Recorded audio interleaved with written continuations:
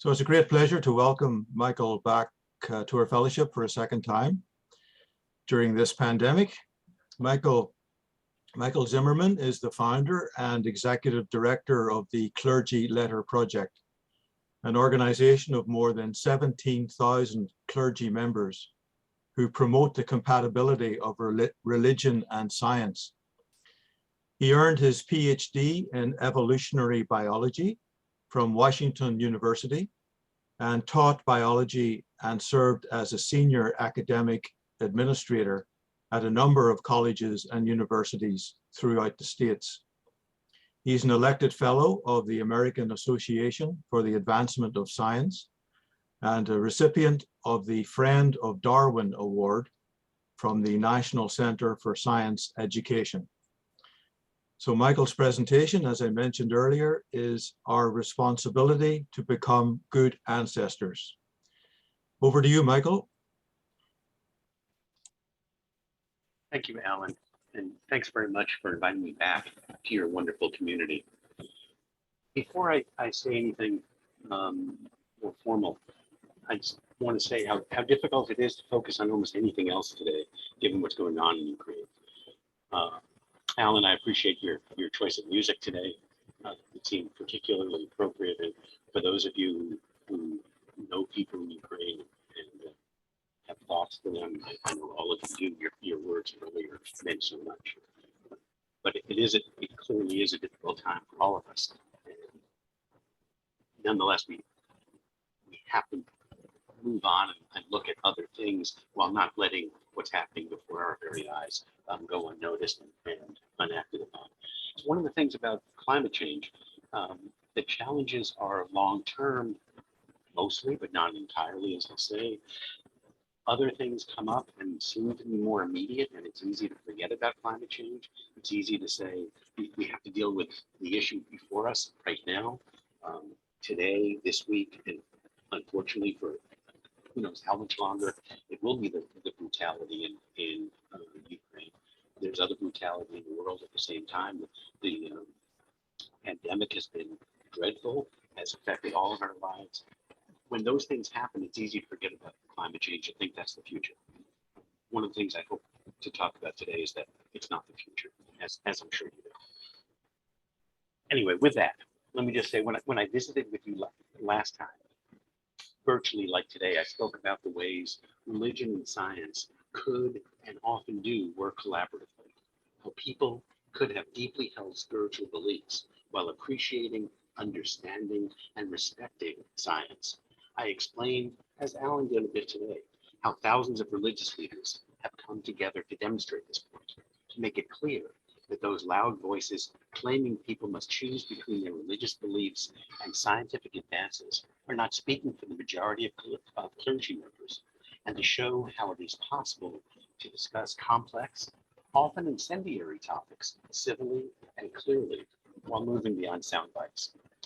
Given the nature of your community, I was confident that you shared those beliefs, but I wasn't certain you were aware of the broad nature of this work. Indeed, so many clergy I've interacted with in these efforts have expressed great pleasure to discover that they are not alone, to find so many others who felt similarly about the nature of science and religion. Today, I want to discuss 2 points. First, I want to discuss where this respect for religion and science has most recently led the thousands of clergy members who are a part of the Clergy Letter Project. They've opted to take a forceful stance on climate change and are working to encourage others to do the same. Like last year, I suspect that all of you are on board with these sentiments. Second, I want to briefly explore the reality of the world and thus its problems, to explore the reality that the world, and thus that its problems are more complicated than they might first appear. As I just indicated, I'm confident that you share a deep concern about climate change. Indeed, you have long been outspoken about climate change, recognizing its importance for people, for communities, and for ecosystems. As you likely know, you have partnered with the United Nations to create a climate change religious education curriculum and to develop a climate change justice initiative. And as you likely know, climate change is not something of the future. It is here now, impacting the world in many ways. here are just a few salient points. First, temperatures are clearly increasing worldwide. The World Meteorological Organization reports that each decade since the 1980s has been warmer than the previous one. Even with the cooling effects of a La Nina event, 2021 was one of the hottest years ever recorded. Just this past summer, Lytton, British Columbia, as I suspect you know, broke all Canadian records with a temperature of 49.6 degrees Celsius on June 29th. Second, there's growing data indicating a link between increased temperatures and storm frequency and severity. Extreme weather events are becoming more frequent, including hurricanes, tornadoes, and even winter storms with more snowfall. Third, increased temperatures and drought have led to massive wildfires, with fire season extending well beyond what used to be the norm. Fourth, locally, as you've seen changes in the Lake Huron ecosystem, with less winter ice leading to more shoreline erosion and lower whitefish numbers due to spawning problems. But the effects of climate change are not impacting all of us equally. Poorest among us have been impacted disproportionately. They will continue to be hit hardest and feel the consequences of climate change. I'll use just 3 examples to make this point. First, according to the World Health Organization, between 2030 and 2050, climate change is expected to cause approximately 250,000 additional deaths per year from malnutrition, malaria, diarrhea, and heat stress.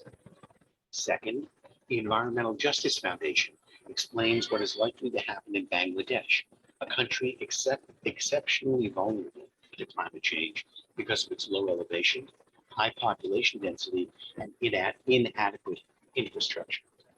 Current estimates predict that by 2050, 1 in every 7 people in Bangladesh will be displaced by climate change. Up to 18 million people may have to move because of sea level rise alone. 18 million people, and that's just one country.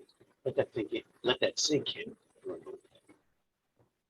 Third, the United Nations Development Program goes a step further and estimates that by 2030, just around the corner, 20 years earlier than what I just indicated, worldwide, more than 100 million people could fall back into extreme poverty due to climate change, while over 200 million people could be displaced due to more frequent and severe climatic disasters.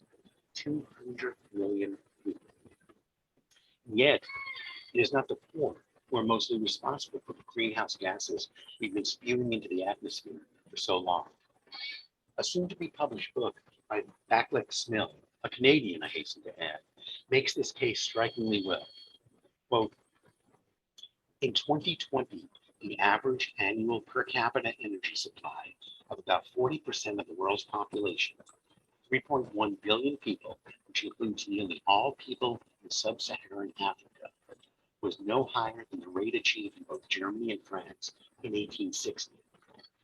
In order to approach the threshold of a dignified standard of living today, those 3.1 billion people will need to at least double, but preferably triple their per capita energy production.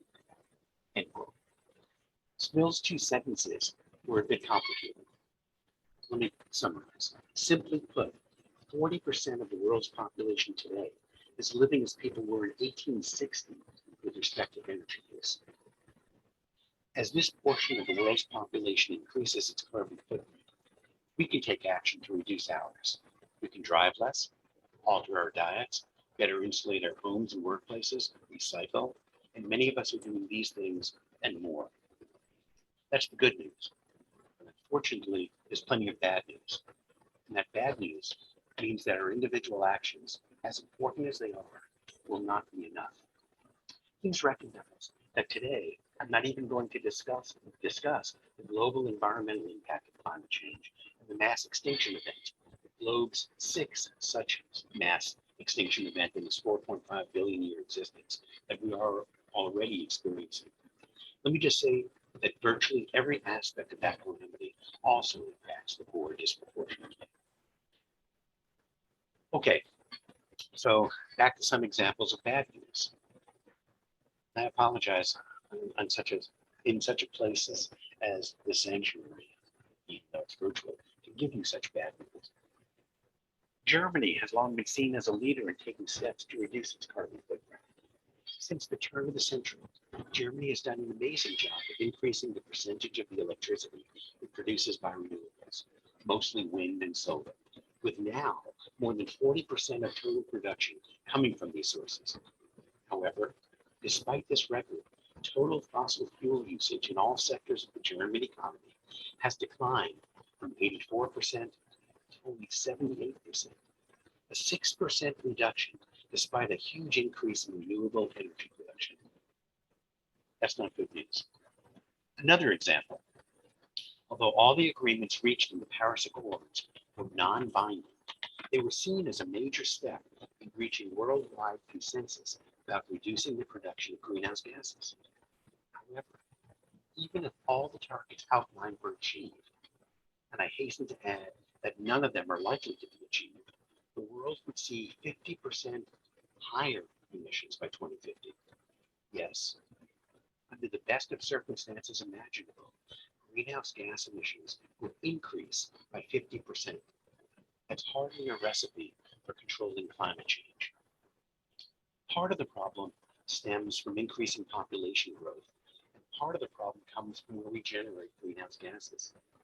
Smil, who I mentioned a bit ago, refers to, quote, the four pillars of modern civilization: cement, steel, plastics, and ammonia. The case he makes for their importance is compelling, and I regret that I don't have time today to explain his argument. The problem is that he sees no immediate alternatives for any of these four. He sees nothing on the horizon to suggest alternative production strategies, and he argues that their use is destined to increase dramatically in coming years as populations grow. More importantly, as a standard of living in the developing world increases. Currently, about 25% of global CO2 emissions can be attributed to these four materials. And it's certainly unfair to expect that the developing world isn't going to make use of the technologies that we have to join us in living a life of the 21st century, not one of the 19th century. My goal today, though, isn't to depress you, nor is it to deter you from continuing the steps you are already taking. Rather, it's to ensure that we recognize that dealing with climate change is a truly difficult situation, what some might call a wicked problem, and one that requires creative thought and collective action. It requires holistic effort from all segments of society. Members of the Clergy Letter Project that Alan referenced earlier took a first step towards addressing the issue by crafting, signing, and circulating the Climate Crisis Letter. This letter was jointly written by a team of clergy members and scientists. I think they did a wonderful job expressing themselves far more cogently and passionately than I possibly could, today or any day.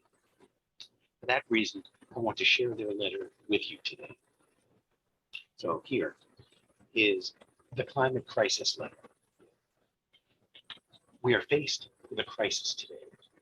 A multitude of human activities, including the use of fossil fuels, large-scale agriculture, and large-scale land clearance, have modified the natural processes that sustain life in every ecosystem and culture on the entire planet. This is no longer a question for debate. The question we, humans, must answer, and the impetus for this letter is, how will we respond to this crisis? We call on leaders from all of the many faith traditions and ethical communities throughout the world to unite with scientists, activists, and concerned citizens as one voice in calling for humanity to recognize the crisis, our role in creating it, and our collective responsibility to immediately identify and enact solutions. Scientific understandings and religious teachings alike teach us that we are connected as one human family. And further, we are connected to all life. Thus, our own survival is inextricably connected to the responsible stewardship of the earth and all of its creatures. The many faith traditions that exist across the world, while differing in specific beliefs and expressions of their convictions, share many common values. One of those is a commitment to care for the disenfranchised. We know that the people with the least access to resources experience the greatest suffering as a result of changing climate. Ecological insecurity reinforces inequality. We have a moral and ethical responsibility to advocate for those who are vulnerable and or voiceless. We clergy signing this letter pledge ourselves to express our love for humanity and for all life on earth by advocating for an immediate change in our behaviors that continue to threaten the health of the planet, its people, and its varied cultures. We urge you to join us in the education and motivation of our planetary citizens, and to help us unite and to take the steps urgently needed to save our home. We must remember in this work to be kind to one another.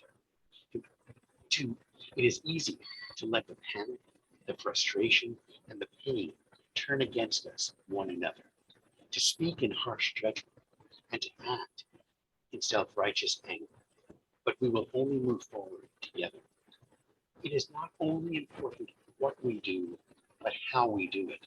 We must acknowledge our shared needs and celebrate our differences in meeting them, but to do so with a compassionate, honest, and committed regard for the earth and its inhabitants. This is what brings us joy in the world and hope for the future.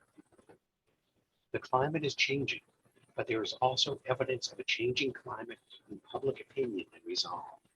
People are ready to insist on and be a part of the necessary change. People are ready to explore what it takes to remake our societies in response to this challenge, to turn the world around. Our religious communities should lead in asking a simple question: how can we become good ancestors? A powerful question, a spiritual practice, a call to action. Join us in this work. The time is now. Climate Crisis Letter. Remember, please, that the Climate Crisis Letter was drafted by a team of clergy members and scientists. To date, it's been endorsed by clergy from 14 countries. Let me highlight 2 points from the letter.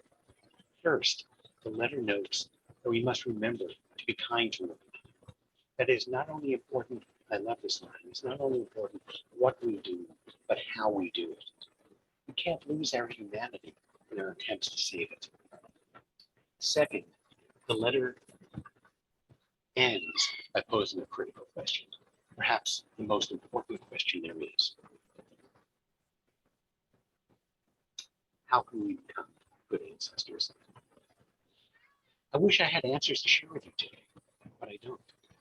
So instead of going on, let me stop and turn to you for help by asking, what can you do? What can we do? And what more should clergy do to make a meaningful difference? I look forward to hearing your thoughts. Please, let's begin a conversation. Thank you.